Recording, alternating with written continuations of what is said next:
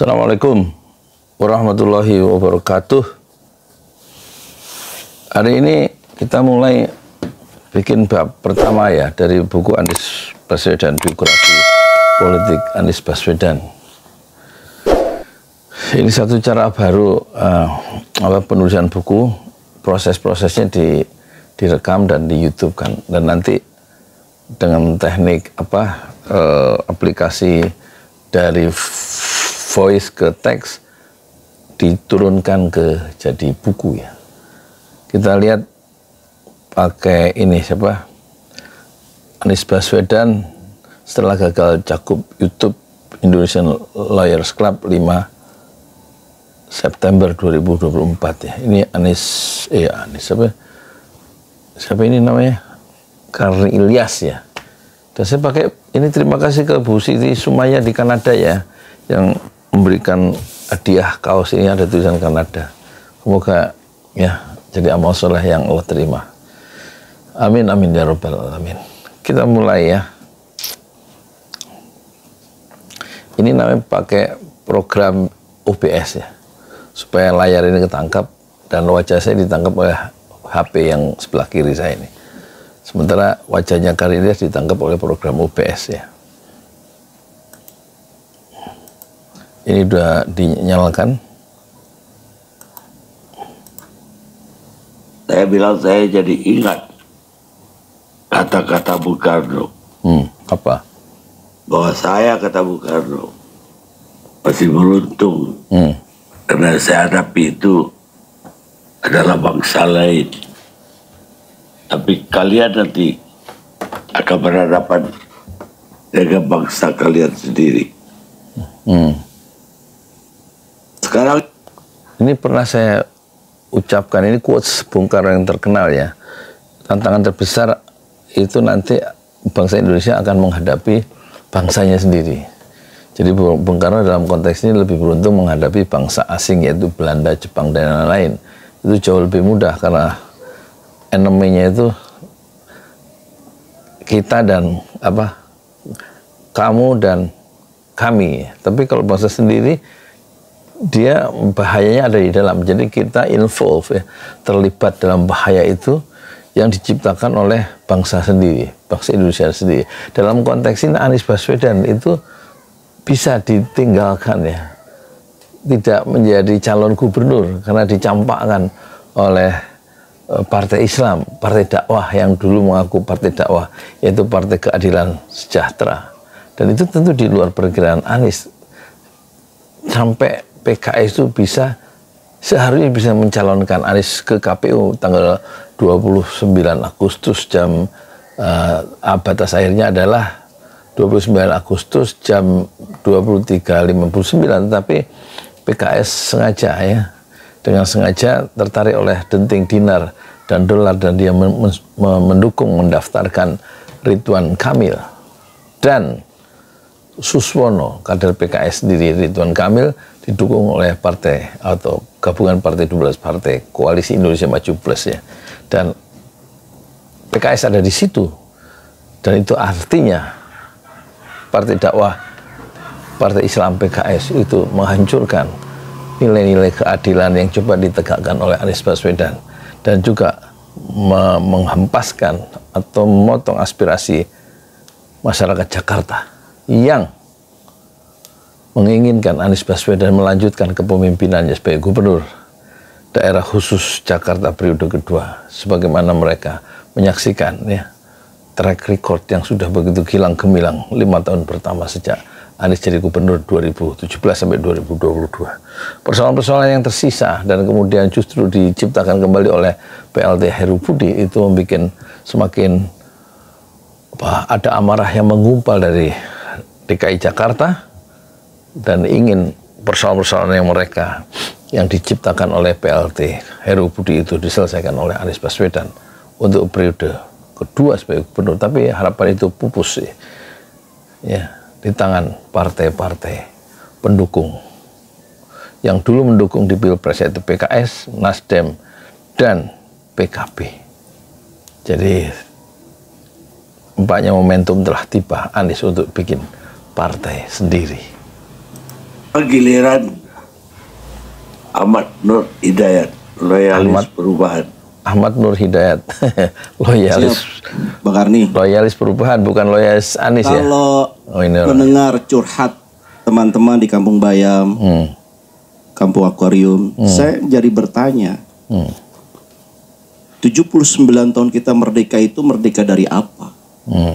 Ahmad Nur Hidayat. Dalam konteks hari ini misalkan, kok bisa seorang kandidat calon presiden begitu ya, yang kalah, tentunya Anies jangan Baswedan. ditanya popularitasnya.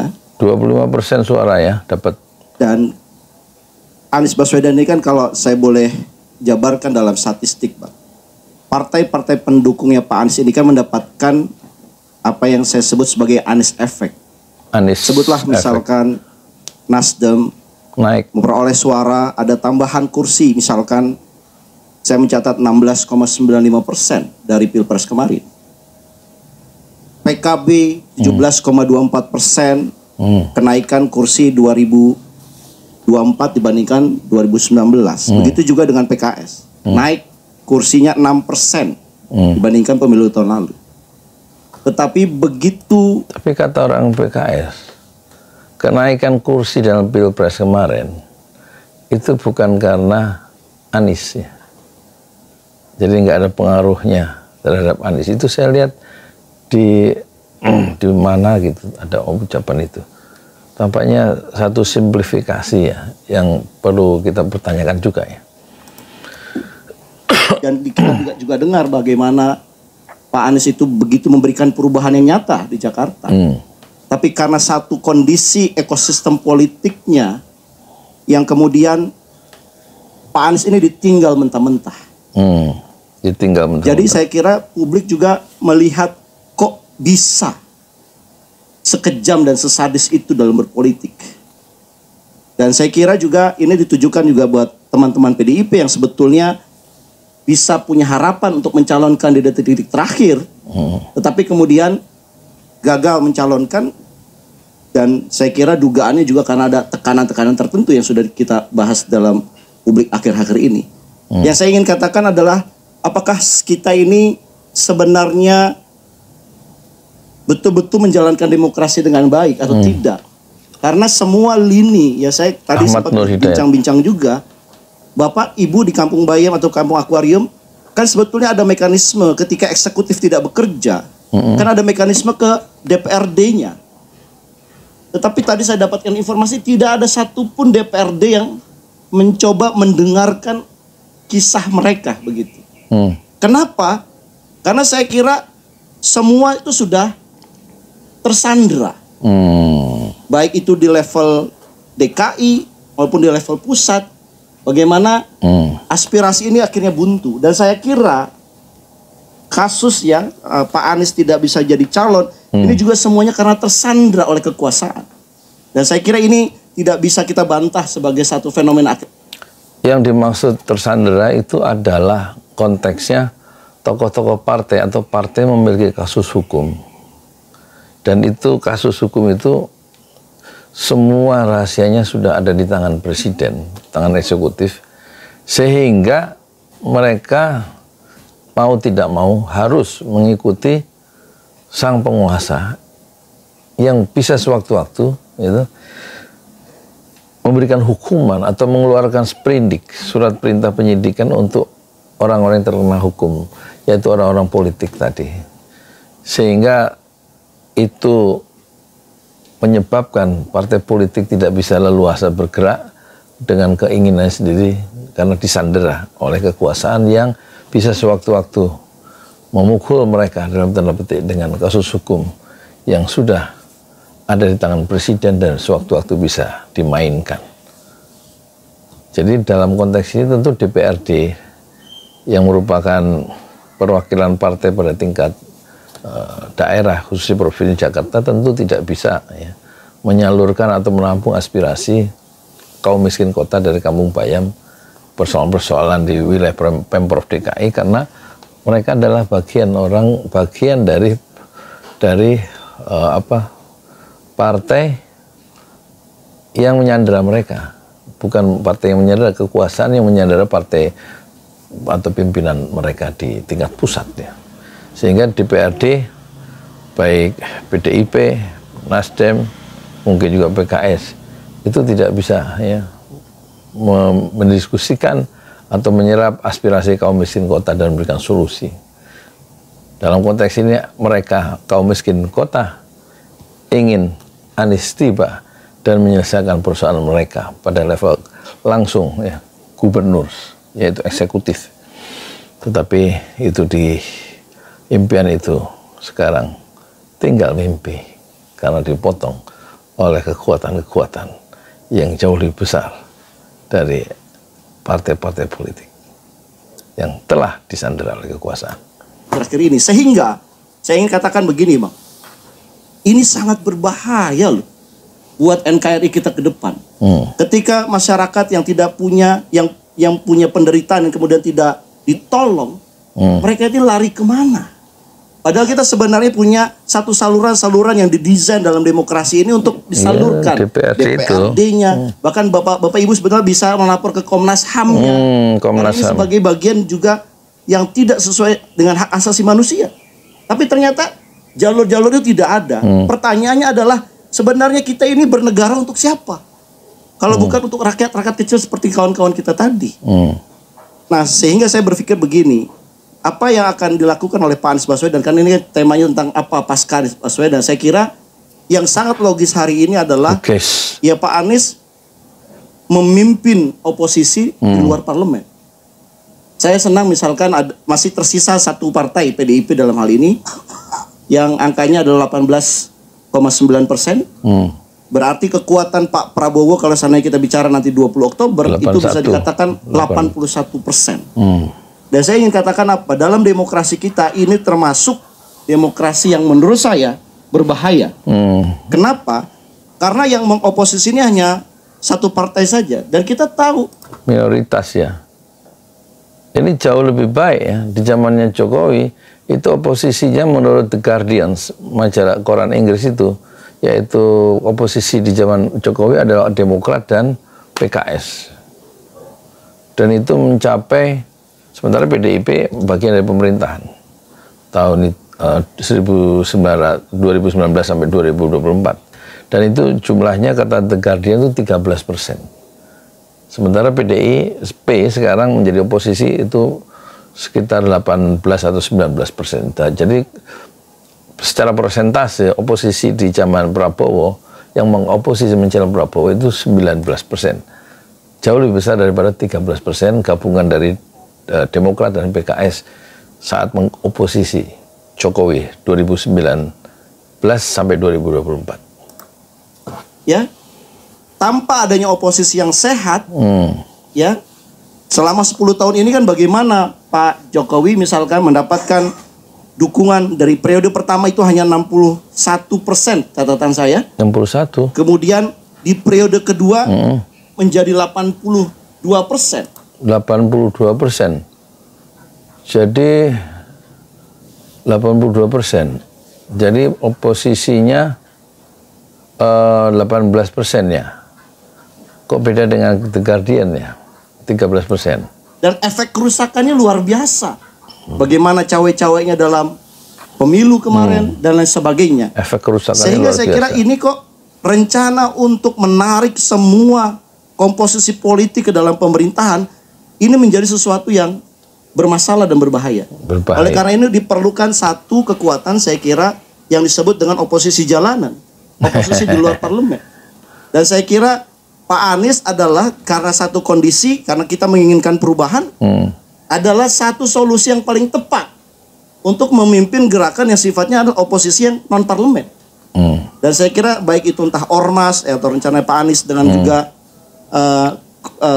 partai politik, saya kira ini akan menambah daftar ya untuk memberikan satu balance of power dari pemerintahan Pak Prabowo ke depan. Jadi saya kira ini aspirasi Bapak Ibu, saya kira kita harus tangkap, dan saya kira perjuangan Pak Anies menjadi suara yang berbeda, yang memberikan masukan untuk pemerintahan ke depan, pemerintahan Pak Prabowo itu satu hal kemestian kalau menurut saya.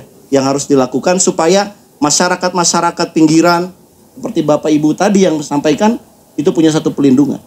Jadi itu Bang, poin kedua yang saya sampaikan. Poin yang ketiga yang ingin saya sampaikan adalah kalau seandainya Pak Anies ini sebetulnya Bang, menurut hemat saya, karena saya juga banyak berinteraksi dengan Pak Anies, sebetulnya Pak Anies itu sudah menyiapkan KTP 1 juta KTP untuk merunning sebagai gubernur independen. Sebelum Mei itu 1 juta KTP calon independen, kenapa nggak jadi? Kenapa nggak jadi? Tapi kemudian, kenapa itu kemudian diurungkan? Karena Pak Anies percaya bahwa perubahan-perubahan itu ada di kalangan mindset para pemimpin-pemimpin partai. Jadi dia baik sangka ya terhadap mindset dari pemimpin partai ya. Mungkin yang dimaksud partai pengusung, pengusung Pilpres, PKS, Nasdem dan P3, so, PKB. Tapi jangan lupa ya, mungkin Pak Anies juga ingat bahwa PKB dan Nasdem itu kan orang pemerintah, bagian koalisi Jokowi yang tiba-tiba merubah taktik dan masuk ikut bergabung dengan PKS seolah-olah pendukung nilai-nilai perubahan. Tapi sebenarnya hanya memanfaatkan Anies Baswedan untuk kepentingan mereka ya. Mungkin semacam ada keluguan atau ya mungkin keluguan atau begitu bersahajanya Anies Baswedan dalam bermain politik sehingga ditipu ya oleh orang-orang partai. Jadi nggak jadi melakukan satu persiapan untuk jalur independen dengan alasan menjaga perasaan orang-orang partai yang dianggap ya diyakini punya mindset mendukung nilai-nilai perubahan, ternyata tidak, dan mencampakkan Anies Baswedan seperti kucing kurap yang nggak berharga itu.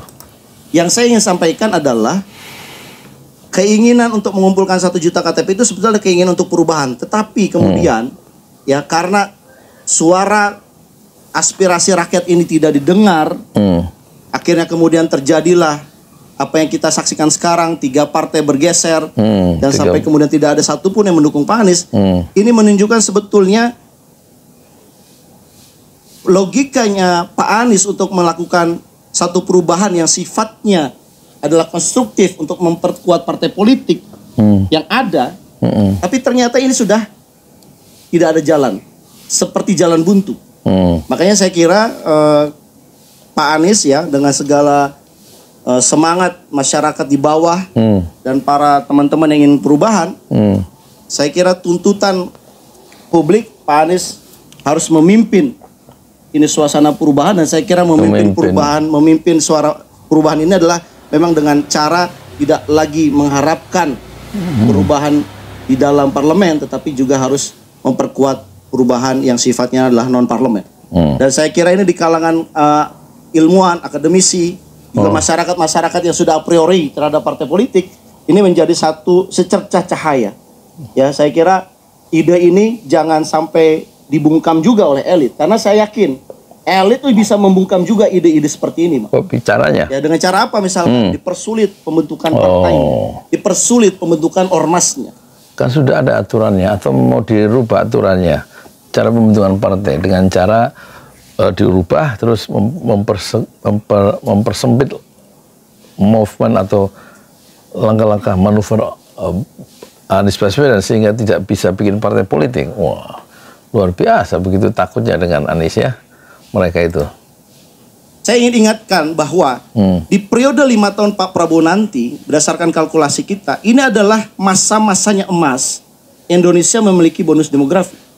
Masa emas. Kalau seandainya 5 tahun masa Prabowo ini disertai dengan kediktatoran atau hanya satu suara dalam melakukan satu cara pembangunan untuk rakyat, maka kita menyia-nyiakan kesempatan punya bonus demografi. Apa sehingga maksudnya? 5 tahun yang masa kritis ini menurut saya ini harus diwarnai dengan banyaknya ide, banyaknya wacana, tidak hanya dari unsur koalisinya pemerintah, tetapi juga dari unsur dari masyarakat. Dan saya kira ini adalah jadi tugas sejarahnya Pak Anies bersama teman-teman yang menginginkan perubahan untuk mengkontrol pemerintahan yang akan datang, supaya pemerintahan akan datang ini tegak lurus membela kepentingan rakyat dibandingkan membela elit ataupun oligarki yang kekuatan ide dari bukan Amin Rais, tapi Anies Baswedan itu tampaknya disertai dengan partai politik yang kemudian terbentuk ya, itu bisa mengubah ya kebijakan politik yang harusnya A, atau dia melakukan deviasi penyimpangan terhadap sesuatu yang ideal, itu bisa kembali lurus lagi dengan posisi yang keluar ya. The side argument yang keluar dari celah-celah Anies Baswedan, karena nilai Anies Baswedan itu lebih tinggi ya dari politis manapun ya. Kalau kita lihat pengalaman dia sebagai gubernur DKI dan juga perolehan suara yang menginginkan perubahan itu sampai 25% dari pemilih Pilpres kemarin ya. Itu berarti sangat besar itu modal Anies untuk melakukan satu membuka atau memperteguh ya, memberikan bobot ruang oposisi terhadap pemerintahan Prabowo yang mungkin cenderung menjadi otoriter yang dikhawatirkan oleh loyalis perubahan tadi, Hidayat tadi ya. Punya uang.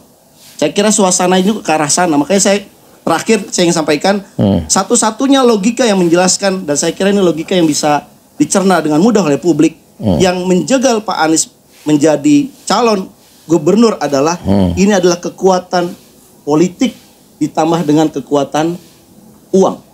Iya, orang sudah tahu ya, sudah tahu. Makanya tidak aneh kalau seandainya zaman Pak Anies selama 5 tahun 2017, 2022 tidak ada rencana reklamasi, ya tidak ada rencana giant seawall. Giant seawall, yang tentu biayanya gila-gilaan ya, bendungan raksasa itu toh di pantai utara Jakarta itu untuk siapa kan gitu ya. Itu proyek besar, termasuk reklamasi itu untuk siapa? Bukan untuk rakyat Jakarta, itu untuk oligarki yang berkolaborasi dengan penguasa lokal yang punya wewenang untuk mengeluarkan izin, dan tampaknya Great Seawall dan reklamasi itu akan kembali aktif ya. Tapi tiba-tiba ini baru berkampanye saja sudah ada rencana dari salah satu kandidat, saya kira ingin menerapkan kembali Great Seawall, mengaktifkan kembali reklamasi. Dan sebenarnya publik Jakarta sudah tahu ini semua bukan untuk rakyat Jakarta. Ini semua adalah untuk kepentingan elit-elit yang sifatnya mereka punya uang dan mereka punya kekuasaan. Nah, saya kira mari bapak-bapak, ibu-ibu, saya kira warga Jakarta sudah saatnya publik ya, jangan sampai kita terus-menerus menderita seperti ini. Kita perlu bersatu padu, dan saya kira orang-orang yang menginginkan perubahan perlu bergandengan tangan dan perlu menekankan ke Pak Anies Baswedan untuk memimpin perubahan Indonesia ke depan. Saya kira ini satu panggilan sejarah buat Pak Anies Baswedan. Terima kasih, Bang Kat. Bagus ya, dia mengungkapkan bencana atau ide perubahan itu selalu mendapatkan tantangan yang serius ya, dan tampaknya ide besar perubahan untuk rakyat kecil, membela rakyat kecil itu selalu akan dihadang ya, oleh kekuatan-kekuatan yang punya kekuasaan dan uang, katanya tadi ya. Ini buku yang pertama ya dari Anies Baswedan, biografi politik Anies Baswedan. Kita klik ini OBS, kita stop ya, dan kemudian kita apa namanya,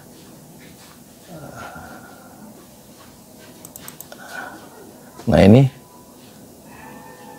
harus dipindah ya, ini di send ya, hasil rekaman di OBS ini nanti dikirim ke sini pakai kabel data ya, dari sini ke HP, dari video ini. Terima kasih. Assalamualaikum warahmatullahi wabarakatuh.